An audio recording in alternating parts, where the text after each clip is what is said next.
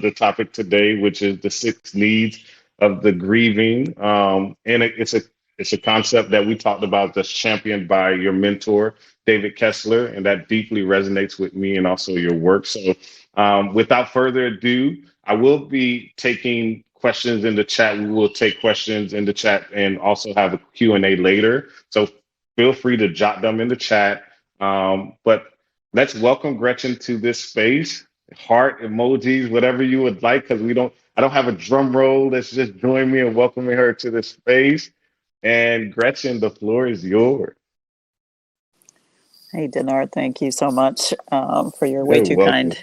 way too kind introduction. But I love the way you open with icebreakers and such a warm welcome for everyone, and just the way you facilitate with such warmth and energy. Mhm. So thank you, Denard. Thank you. Yeah, and I'm so glad to be with you all tonight, and just really appreciate this invitation from Denard.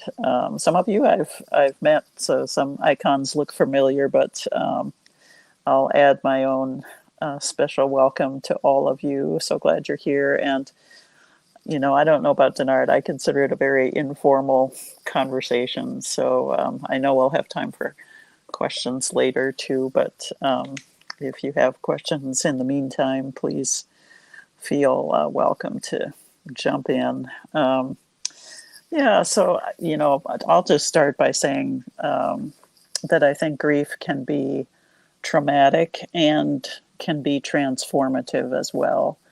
And people in grief are not broken, as you know. We don't need to fix anyone. But I think what we offer in grief is just our utmost respect. And, when you are with people in grief, we try to serve people based on their needs and their unique experiences and expressions. And I know that that's what you do in the groups that you're a part of. I haven't been a part of Dinar's group, but I've heard such good things about them, and I know that is his style to just be to serve others. And I also say that we know there's no timeline to grief. We know there's not a cure, but we also realize, I think, that we can reflect and guide people. We can guide each other towards creating a life that reflects and honors our loved ones. And that's something, I've thought a lot about, and I would guess that you have too.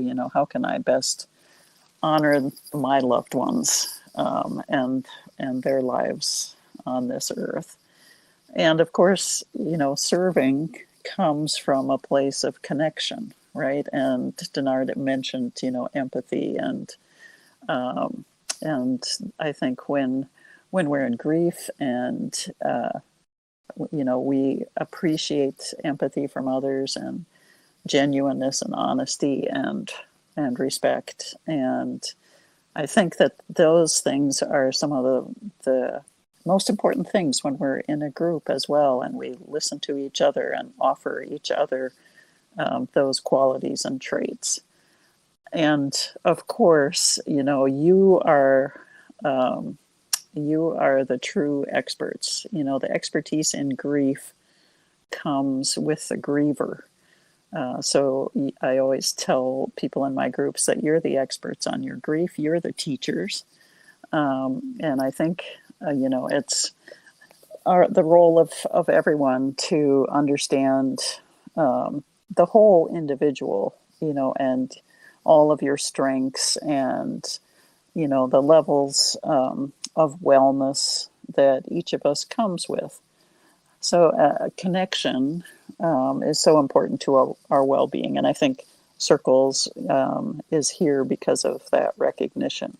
We need mind and body and spirit approach, I think, to grief.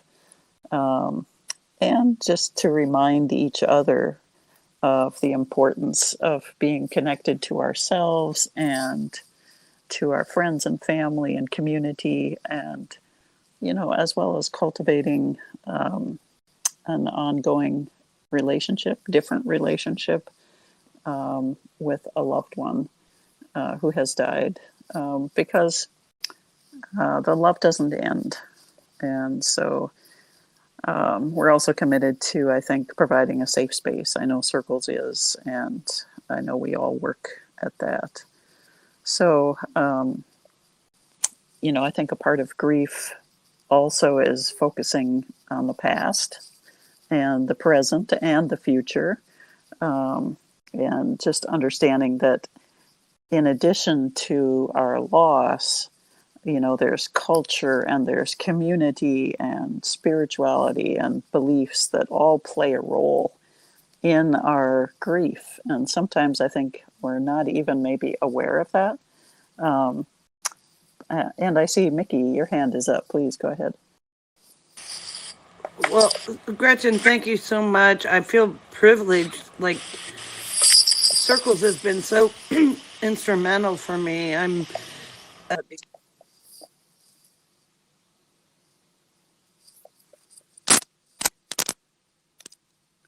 Mickey, I think I'm not hearing you. Denard, are you hearing? Yeah, you're right. I think something happened with her connection. Oh, okay. Okay. Um, Reach out so, to her in the chat. okay. Okay. But anyway, it's just kind of a because way of, it's been so long, so ongoing. I mean, my mom died when I was 11, and she was 39, and we had 8 kids, Catholic family, and it just was like thrown into a hell and or into hell. And when you're a child, you don't even really know how to navigate that. So I think that's why it's crept up on me like later in life. So if you can kind of guide me, like, where do I start with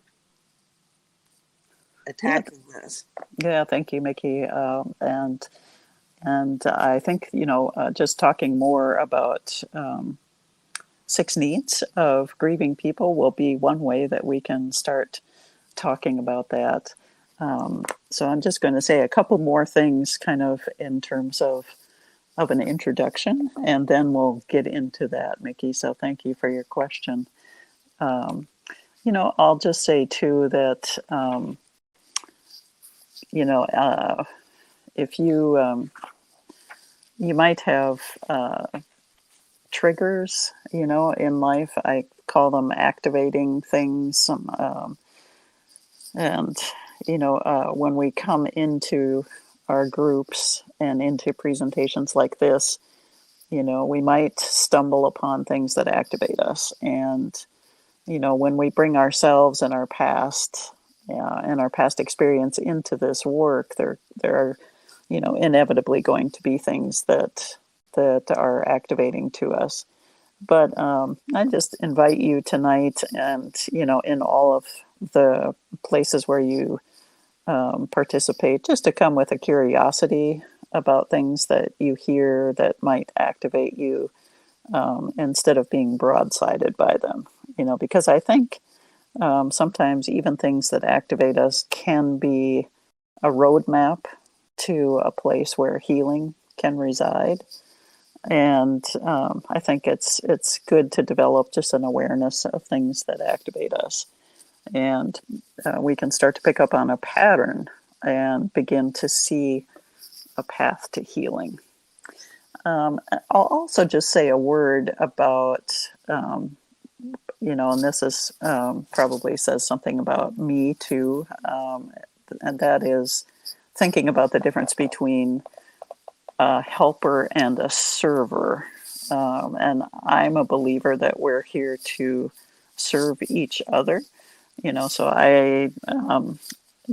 hierarchies exist, but I'm not much into hierarchies, but rather thinking of grief as a great equalizer, right? We're in service to each other, because we are in grief, and we know that at a moment's notice, I could be in grief and someone might have to serve me, and so I think, just approaching each other with humility and grace is kind of one of the things that I appreciate about so many spaces that I've been a part of on Circles, and so I just consider it an honor to be able to walk beside you all and hopefully be able to be at least something of a gentle guide, through some dark days in your lives.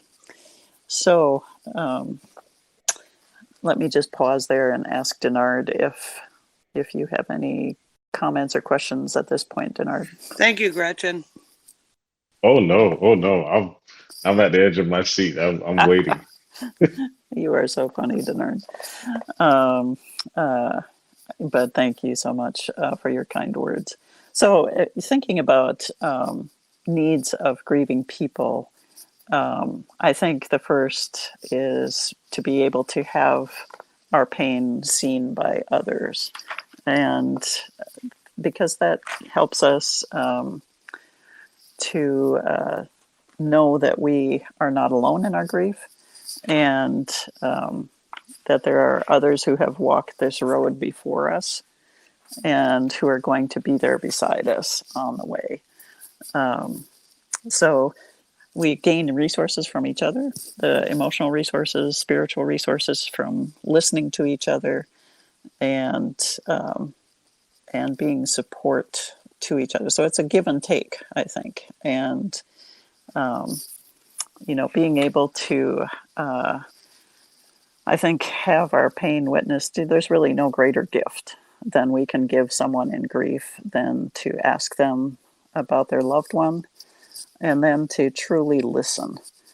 So when we hear the sorrow in someone's voice in Circles, we know that grief has meaning, and so we get a glimpse, maybe for the first time since the loss, that we will survive and that a future is possible. So, the pain that we experience is both real and normal. Witnessing people's grief is about each of us meeting each other where we are now. It's not about coming with an agenda, I think.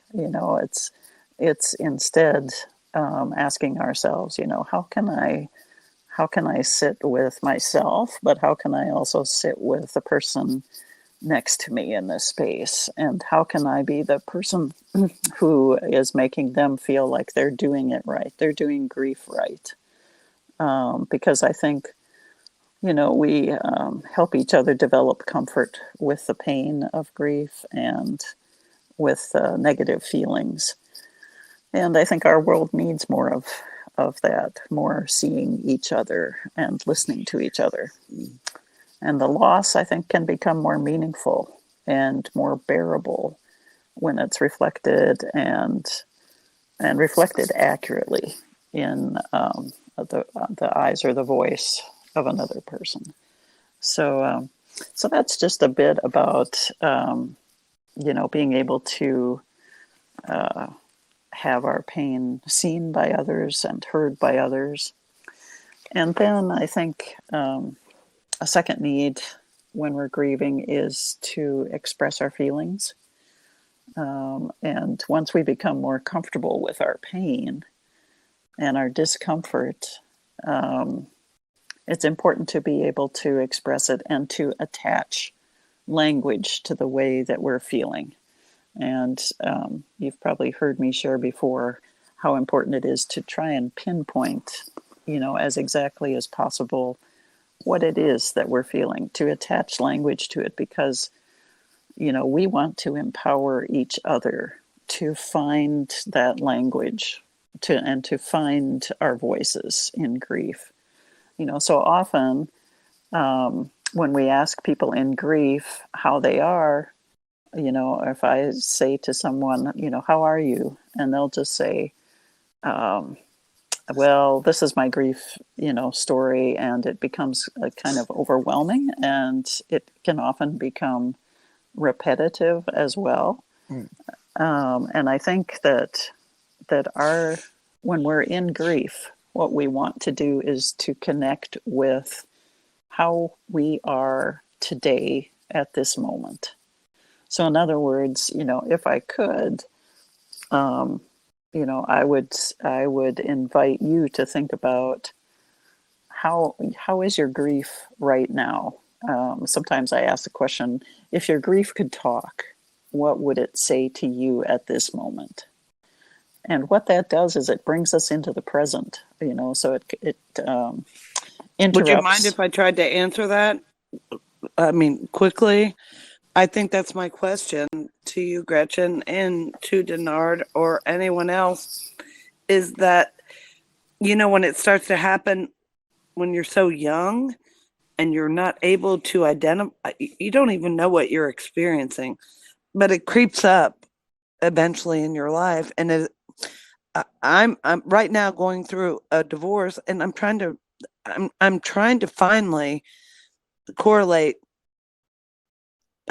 childhood trauma, lifetime trauma, with how it might have been a part of, my marriage ending. So, I'm just trying to understand, like, how am I supposed to understand at 11 years old the loss of my mother, other than my mommy's not here anymore? But the lifetime impact is what I'm most concerned about. And that's what I'm dealing with now. So if you could, I don't know if that made any sense, but maybe it did. So thank you. Sure. I mean, Mickey, I think, if one is 11 years old and a parent dies, obviously it's very traumatic. And how does that impact one, going forward? Or how, of course, it's going to change life forever. And, there are probably a number of wounds, which is a next thing that I think we also need to be aware of. In grief, to be free of old wounds. And sometimes that means you've probably heard the term reparenting, and we can talk about that more later. But I think you bring up a good point, and it's something I'll segue into after. I'm just going to maybe share a little bit more about feelings, and then you've provided a nice segue into the next. What I'll talk about, being free of old wounds. So hang in there, Mickey, and I think you'll hear more that applies directly to your question.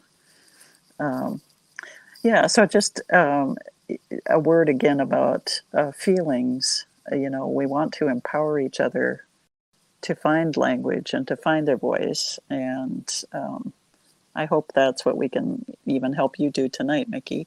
But so often when we ask people in grief, like I said, it's like there's a pattern, and we hear maybe repetitive aspects of a story.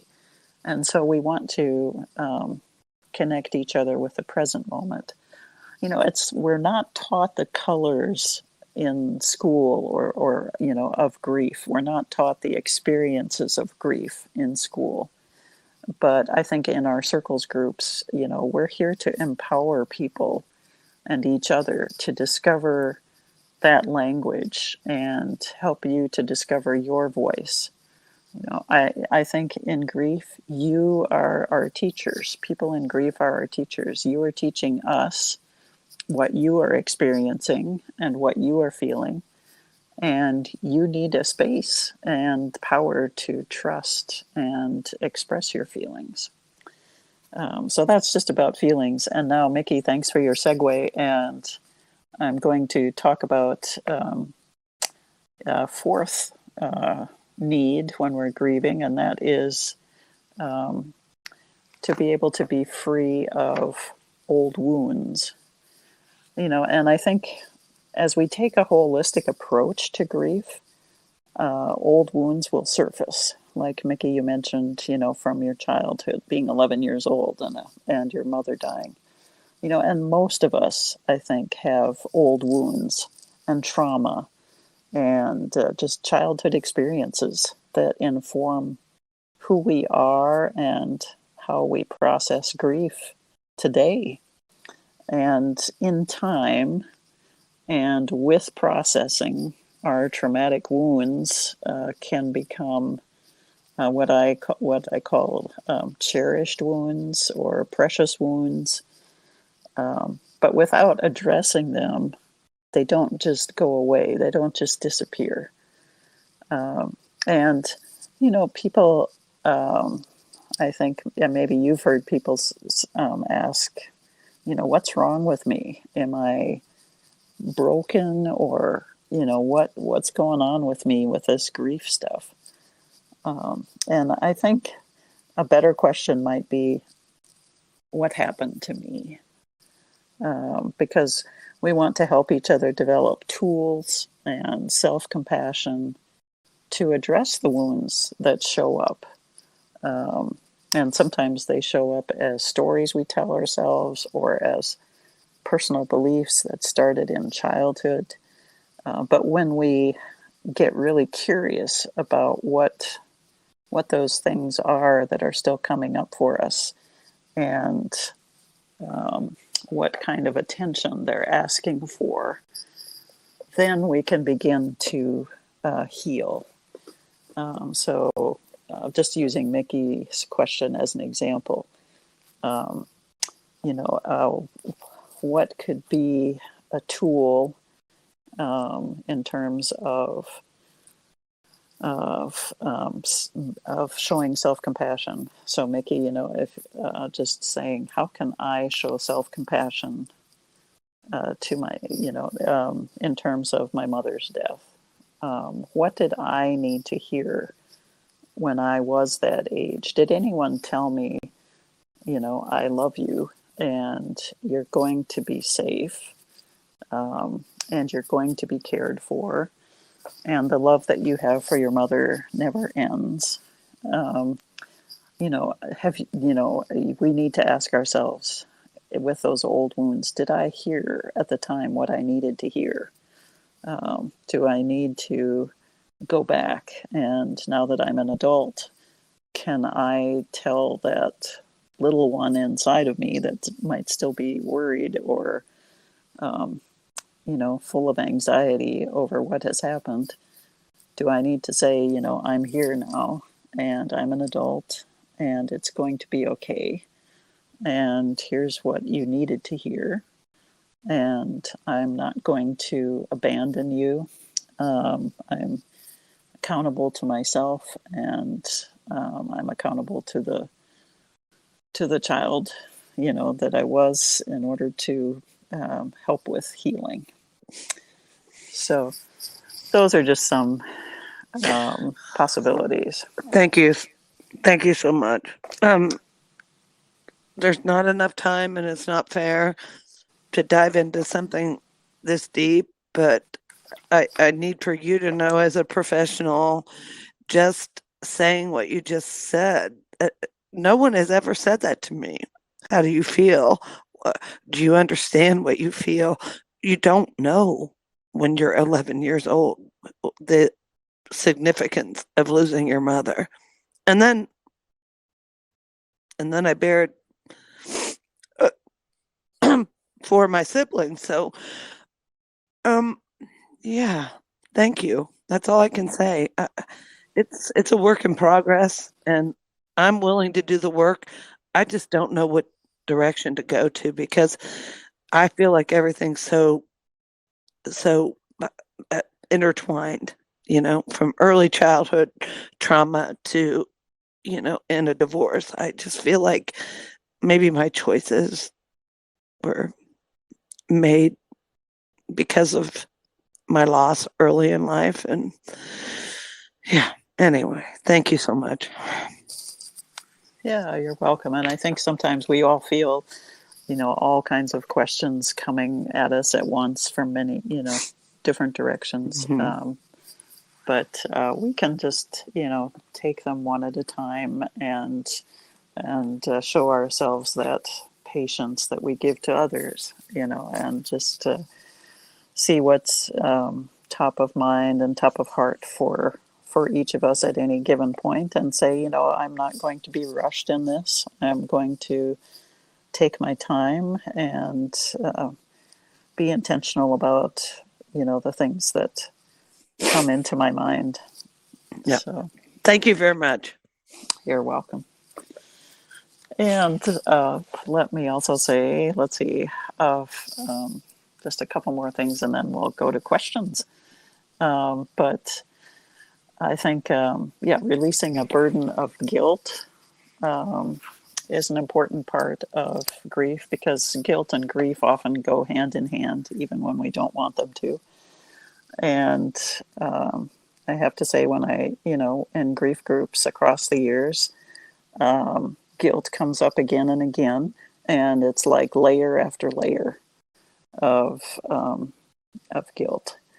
And naturally, we wish we could do things differently, and sometimes it is easier for our minds to feel guilty than helpless.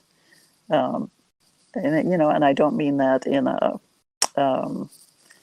what could I say, like a cavalier way or something, but even momentarily, if we can feel guilty, sometimes it gives us, even if we're unaware of it, a little bit of a feeling of control. And the people who have been in my groups know that I often talk about thinking of all the what ifs, and changing them to even ifs. What if I had taken my loved one to a different hospital? I think they would not have died, because I think it was the doctor didn't do enough, and if only I had taken them to a different place, they would have lived. But then we have to test each of our even if statements and see if we can turn them into, if we have to test our what if statements and see if we can turn them into an even if. Even if I had taken my loved one to a different hospital, the reality is that this person had stage 4 cancer, and they also receive excellent care, at this hospital. But the reality is that people still die, even in, better hospitals. Wow, So, what a great point, because I was only 11 when my mother passed, and I remember my father saying, just announcing it, like at the dinner table, like, your mother's in the hospital, she's not doing well. Well, can we go see her? No, you can't. Well, she died the next day. But what you just said, and I've heard people say this to me since then, well, maybe if she wasn't in that hospital in a small town, she might have survived. Well, she didn't. So I'm still searching for, how do I move forward? So I thank you for your time and what you've said. And I'm doing circles. I'm with a therapist again and talking to you, Denard. I really like his room, and this is helpful. And when you isolate yourself and you're not taking care of yourself, it's it's it's once again, like, if you've gone through a lot of grief, it's just like almost feeling sorry for yourself. Like, when I'm waiting for the next brick instead of moving forward. So I appreciate your reaching out and what you've given me, and I will go forward with your suggestions. Thanks. sure. I think it's really important to explore our feelings of guilt and grief, and then to be able to release them Mhm. and forgive ourselves, as well as others. So that's a fourth thing. And Ed, to keep your hand up, and I'll just get to time of Q&A in just a moment here. I think integrating the pain and the love is a fifth thing that is so important. I talk about our goal in grief being to remember with more love than pain. And that can take a long time, and it depends. It can be almost impossible to hear, I think, if our loss has been recent.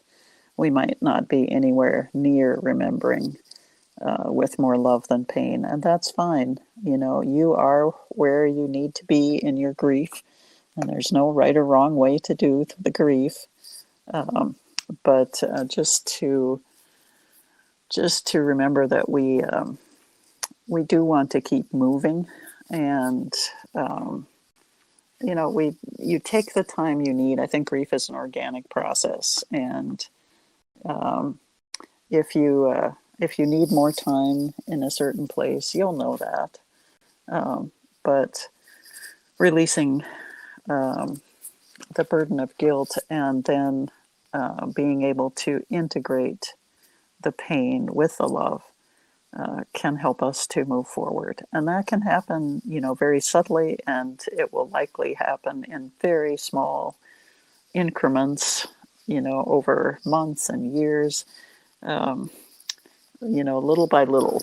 I remember, I think I've shared the story before of a woman who got up one day and was just feeling very grumpy and missing her father so much.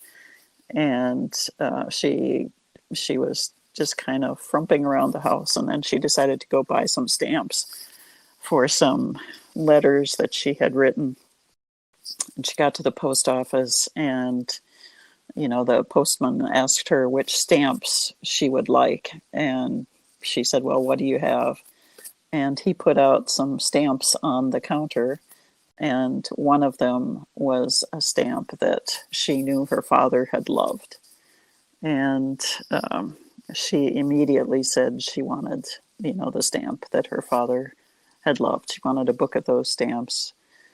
And actually, I think she bought lots more of that. And every time then that she put a stamp on a letter, using that stamp that her father had loved, it was a way that she found a little bit of meaning. Just using something that he loved and honoring him gave her a bit of meaning in her day. Of course, that's a very small, is it a small example? Is it a big example? It depends on the person, I think. Some people do start organizations in honor of their loved one, but I think it's, you use the gifts that you have, and we use the context that we're in to the best of our ability to honor those that we love. And then finding meaning in life after loss, I think, is really important as well. Some people have that meaning and don't lose it, that sense of meaning before a loss, and it's still there after. Some people might not have it before a loss and are still searching for it after. And for some, it can be there, but then the loss is just so hard that it takes a sense of meaning away. And that's again, it's a process, and just being patient with ourselves is a really important thing. Well, Gretchen, thank you so much. Denard, thank you so much. And I would like to leave it with this, piggyback on the professionals here, is that something as simple as a stamp, I can relate to that, because after my mother passed and the losses that I've encountered or lived through after that, the first time I came across an old report card that she had signed, and just seeing her signature.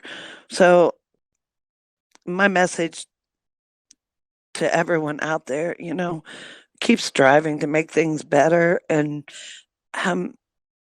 it might seem insignificant for a lot of people, but I can say this: I would do anything to have a picture of me and my mother together and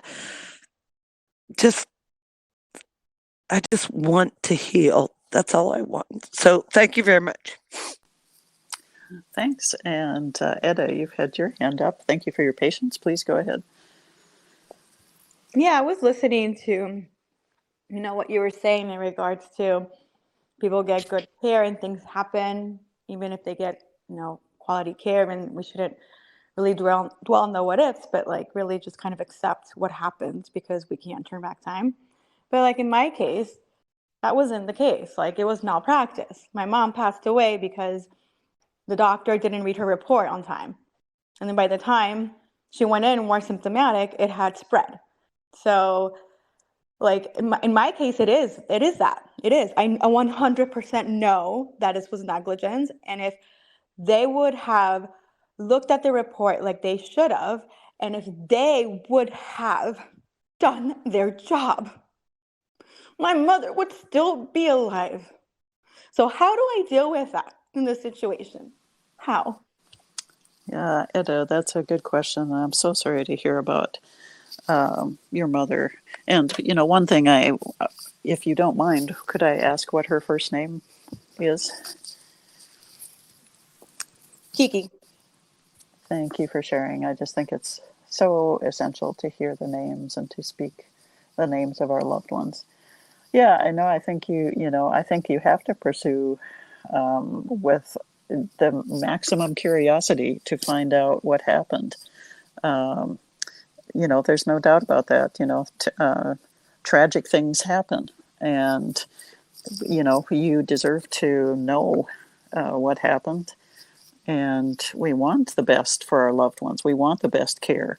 So I'm not saying that by any means, but and then your question is how to heal. Well, I think by asking as many questions as you can, and getting, my guess is that at some point you'll probably even getting as many questions answered, which is absolutely essential.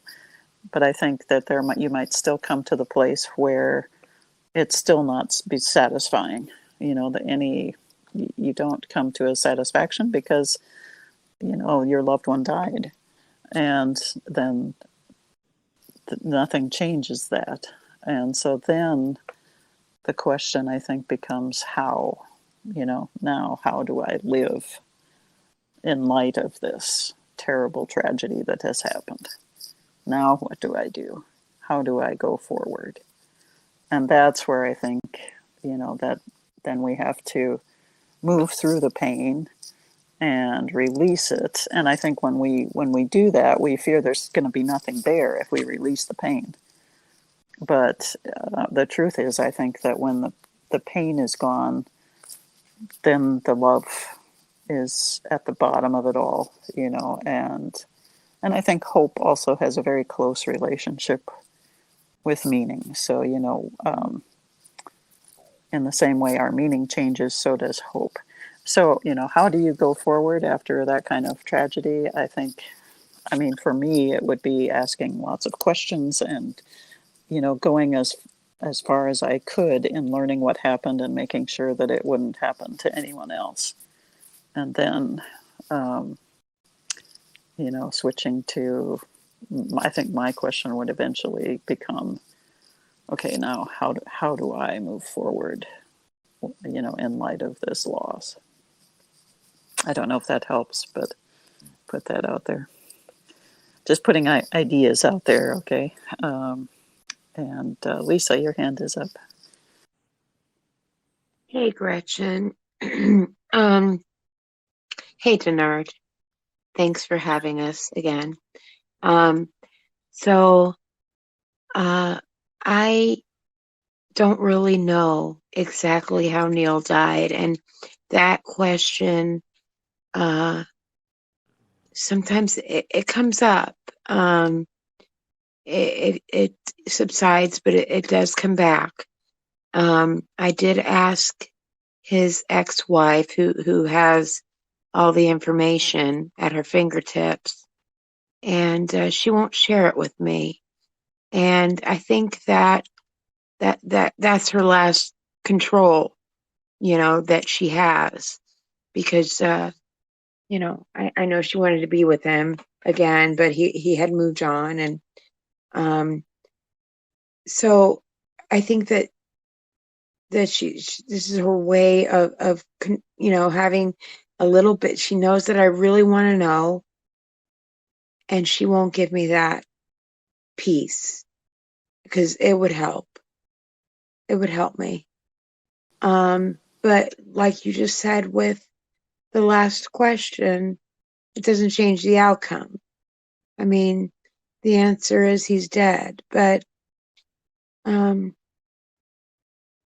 geez, I'm just wondering, do you think that will ever subside?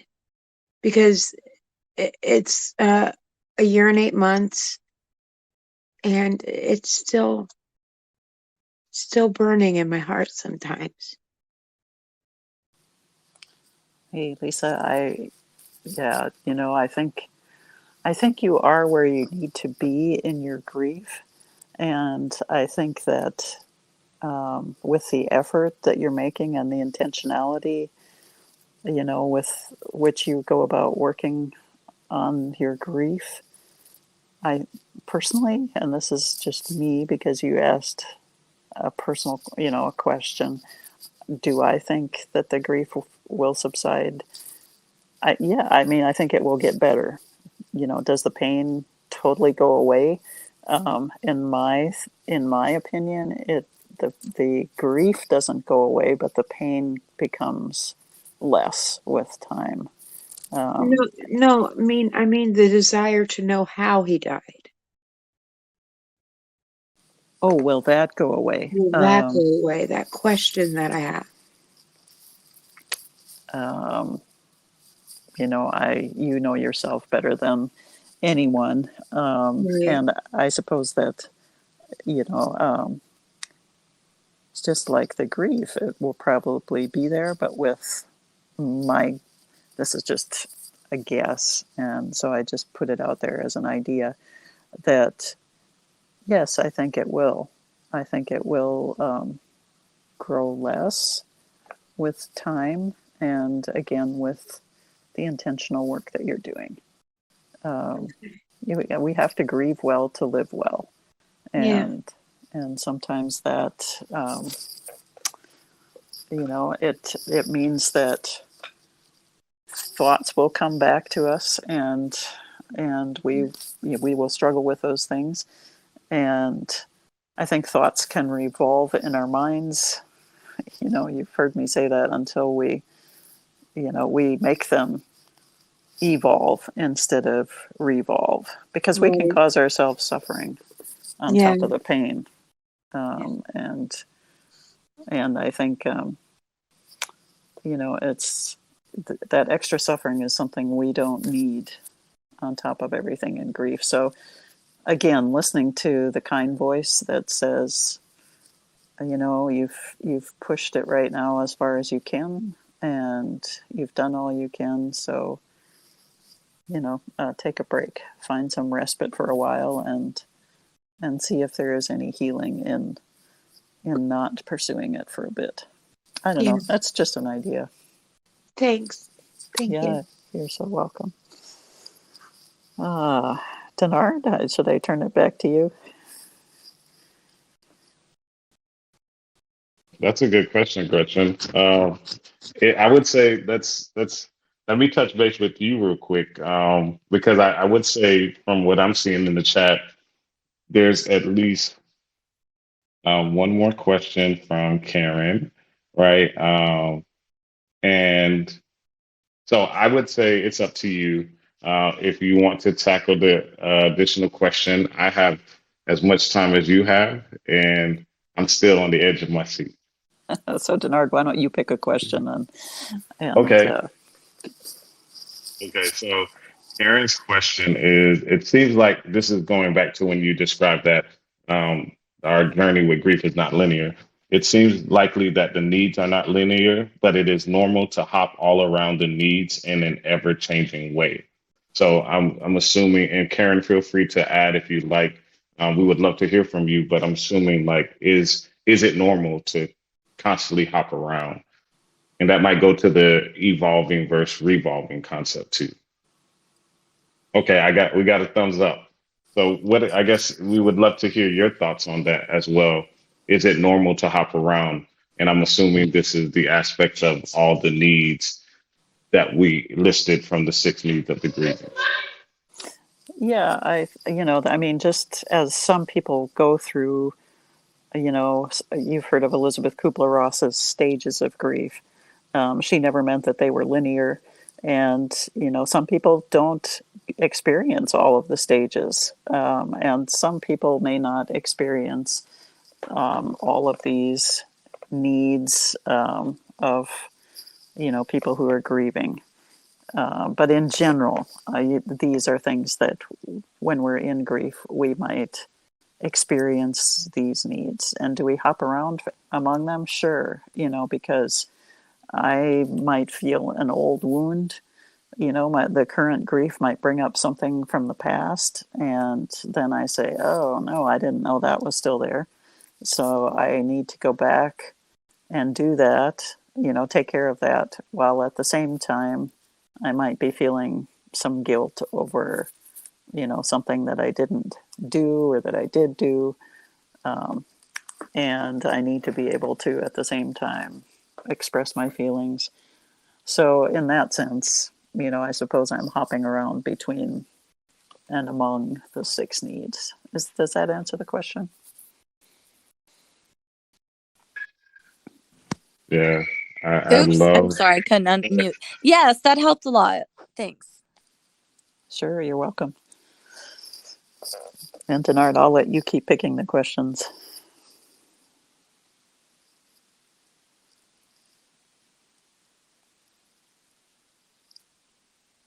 And Denard, you might be on mute.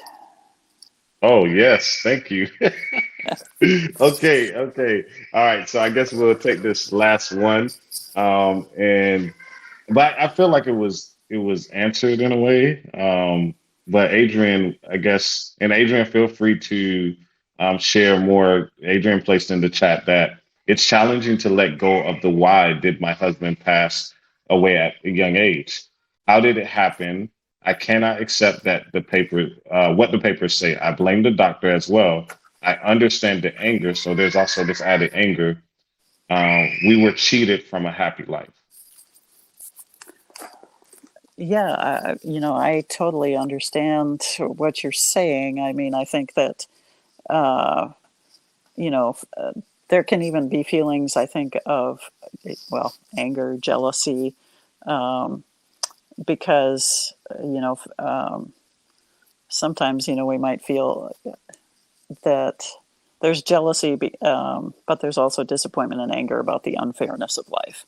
It's not right or fair that your husband died. It just was. And, when a spouse dies, we might see just hate happy pictures of couples enjoying vacations together, on Facebook or something. Or if someone has lost a child, there can be a feeling of jealousy walking by a park and seeing a parent swinging their child at the playground. I mean, life isn't fair. And I think grief brings us a very deep awareness of the inequalities of life, as well as the struggles people face. And I think, we find compassion when we remember that we once maybe did some of those things. Maybe we posted, pictures on Facebook of happy times or something. We weren't doing it to irritate others, but grief gives us, I think, sort of an X-ray vision. We know that the worst can happen. We've felt it, and perhaps it broadens our ability to be more compassionate with others. That doesn't probably, help so much, but I can say, yeah, life isn't fair, and it death happens, and sometimes it happens in the most tragic and unfair, horrible ways. And so then the question is, okay, how do I how do I move forward now? You know, we've earned a place on the, you know, on the grief bus, but we don't want it to be a permanent seat there, you know, that we have to keep walking through the valley of shadow, the shadow of death, you know, the valley of the shadow of death, and not build a house there. And that's tough. I'm not saying it's easy at all. It's one of the hardest things ever. But we do, you know, I always acknowledge that you know, I wish there was something we could do to take away the terrible pain, but of course there's not. And we wouldn't want to, because the pain is a reflection of the love that you had for your beloved spouse. And so no one can take that pain from you. And I think it has to dissipate or, you know, lighten in its own time and in your own way. I don't know if that helps, but anyway, I'll leave it at that. Thank you for sharing, Gretchen. And I think one question was in the chat, but I think it was also answered. And I know we're at OT overtime. So I just want to pause real quick and acknowledge that, at least this is going to sound very selfish for me, this was a huge needed conversation for me in regards to my journey as well. So I thank you for sharing, and I definitely see why your name comes up a lot. So I just want to recall to everyone's attention in regards to more of resources um, from Gretchen. Again, her insightful book, Songs for Healing, right? And we are just talking about, like, we can't create a permanent place, in a place where we're also seeking to pass through in our grief journey. But and also the Grief and Loss Care newsletter on Substack. Um, Gretchen has, you all. You can see. Look, if you look right now, I'm clicking on it. If you look at the reviews, over Gretchen, over 588 sessions and 2,308 reviews. I'm an evaluator. I don't know what that is, but 4.6 rating. That right there, to me, you all, highlights the profound impact that she has, not just in the field, but in this space, right? So my encouragement to everyone is to, you've gotten a taste of it. If you've been in Gretchen's rooms, you already know what you can expect. But I think Gretchen is also holding us to a different space and saying that, let's flip the script, and you are the expert on your journey, right?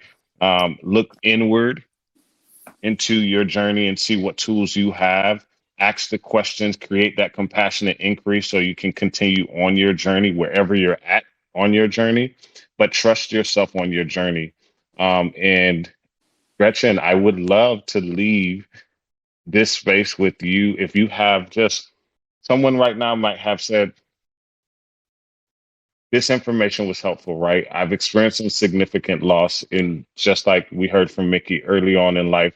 It's now resurfacing. I still have questions. What would you say to someone that says, I'm leaving here with more questions than I came? I would say, yeah, I let the question live into the questions. I think the poet Rilke said, right? Until someday you live into the answer. You know, and I can also say, you know, we come together here at Circles, I think, to seek meaning, you know, beyond our limited selves. And we come to seek a spirit that binds us together in our scattered threads of humanity. You know, we want a thread that brings us together in empathy and sympathy and understanding, and a thread that weaves together our past and present and future, and unites the fragments of our existence into a meaningful whole. And, you know, we've felt the pain of death, we've felt that sting of death, and we have borne its dread and its hurt. And I think life has, you know, grown more dear. And since we have felt that sense of death, that terrible, tragic pain of death, the gift of life becomes, very much of a jewel and a thread that binds us together that is so precious. So, we've gathered even tonight, I think, to think about our loved ones and coworkers, and that ongoing thread of life carries us into the future. And I hope that even with all the questions, that our hearts and minds can know some peace that passes understanding, and that we can find gratitude still for all those people who give a deep meaning to our lives. So, and I also want to say a huge thank you to Denard. I know his name comes up often too, and I think he's a fantastic facilitator. So cheers to you, Denard, and thanks for this time tonight. Gretchen, this is recorded. We're gonna relive this. Like I can revolve this in my mind all Let me Don't. stop. I'm teasing, but seriously, thank you to each of you um, for just being here and creating this safe space with us. Thank you, Gretchen, for sharing your wisdom. Actually, I want to throw this word out here because I believe you speak with it in your compassion. Like this session was honestly, in all my sessions have really left an indelible impression upon my heart, but insightful in the sense of sometimes we don't know what to say in our grief, not just to others, but to ourselves. And for you to give us the language to remind us that we're not alone, we can meet ourselves where we're at, we can reach out for support, we can connect to others who understand, like here on Circles. Gretchen, thank you. Florida, Adrian, Talia, I see Susan, Kelly and Cassie, Moni, and Lisa. Lisa, you all, thank you. Remember that this is also available again once the Spotify or the YouTube link becomes available. Please check it out. And also remember that, I will post one more time the link to Gretchen's website.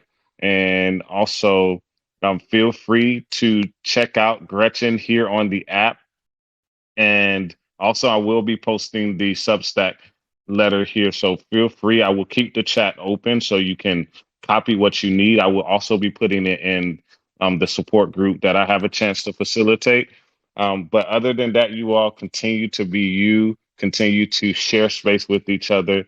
And remember, just like Gretchen said, this was on the spot, you all. That was pretty impressive. I wish I could take that quote again, but live into those questions, have that compassionate inquiry, because there's a question, there means that there's an answer. Because we don't have the answer doesn't mean we should stop searching, right? And inward reflection will help us as we go on this journey through grief, but you are not alone anymore. Thank you, everyone. Have a good night.